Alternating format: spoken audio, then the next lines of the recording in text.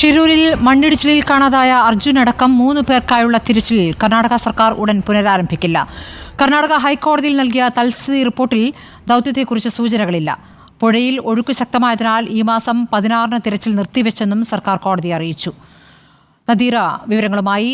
നദീറ, എന്താണിപ്പോൾ കർണാടക സർക്കാർ ഹൈക്കോടതിയിൽ ബോധിപ്പിച്ചിരിക്കുന്നത്?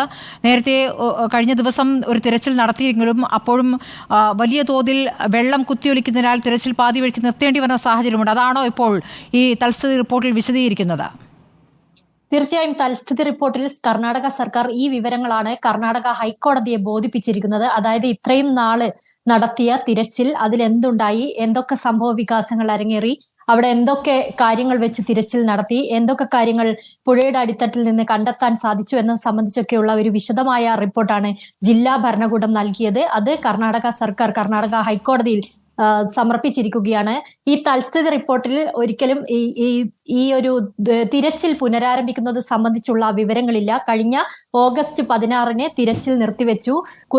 പുഴയിലെ അടിയൊഴുക്ക് കാരണം തിരച്ചിൽ തുടരാനാവുന്നില്ല എന്ന റിപ്പോർട്ടാണ് നൽകിയിരിക്കുന്നത്. നമുക്കറിയാം, അടിത്തട്ടിൽ തിരച്ചിൽ നടത്തുന്നതിന് ഡ്രഡ്ജറിന്റെ സഹായം വേണം. ഈ ഡ്രഡ്ജർ മറ്റൊരു സംസ്ഥാനത്ത് നിന്ന് കൊണ്ടുവരികയും വേണം. ഇതിന് ഒരുപാട് കാശ് ചിലവുള്ള ഒരു പ്രക്രിയ കൂടിയാണത്. അതുകൊണ്ട് തന്നെ ഇനി മുന്നോട്ട് എന്ത് എന്നത് സംബന്ധിച്ചുള്ള ഒരു കാര്യവും സർക്കാരിന്റെ റിപ്പോർട്ടിലില്ല. ഇത് സംബന്ധിച്ച് ജില്ലാ ഭരണകൂടം നൽകിയ റിപ്പോർട്ട് കർണാടക സർക്കാർ നൽകിയിരിക്കുകയാണ്. കർണാടക സർക്കാർ വേണം ഇനി ഇക്കാര്യത്തിൽ എന്തെങ്കിലും തീരുമാനം കൈക്കൊള്ളാനാണെന്ന് ജില്ലാ ഭരണകൂടം കോടതിയെ ബോധിപ്പിച്ചിരിക്കുന്നത്. എന്നാൽ ഇത് സംബന്ധിച്ച് എന്ത് തുടർ നടപടി സ്വീകരിക്കും, എപ്പോൾ ഇനി ഈ ഒരു തിരച്ചിൽ പുനരാരംഭിക്കാൻ സാധിക്കുമെന്നത് സംബന്ധിച്ചുള്ള ഒരു കാര്യവും കോടതി മുൻപാകെ കർണാടക സർക്കാർ പറഞ്ഞിട്ടുമില്ല. എന്തായാലും അടുത്ത മാസം 18-ാം തീയതിയാണ് ഇനി ഈ കേസ് പരിഗണിക്കാൻ പോകുന്നത്. അപ്പോൾ വീണ്ടും അതുവരെയുള്ള കാര്യങ്ങളുടെ റിപ്പോർട്ട് കർണാടക സർക്കാർ സമർപ്പിക്കേണ്ടതുണ്ട്.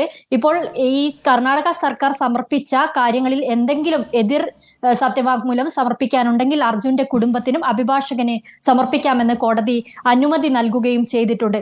എന്തായാലും ഈ രീതിയിലാണ് കർണാടക ഹൈക്കോടതിയിൽ കാര്യങ്ങൾ പോകുന്നത്. അർജുൻ ഉൾപ്പെടെ 3 പേർക്കുള്ള തിരച്ചിൽ ഇനി എന്ന് പുനരാരംഭിക്കുമെന്നത് സംബന്ധിച്ചുള്ള ഒരു വിവരവും കർണാടക സർക്കാർ പങ്കുവച്ചിട്ടില്ല. പി നദീറയാണ് ബംഗളൂരുവിൽ നിന്ന് വിവരങ്ങൾ നൽകിയത്.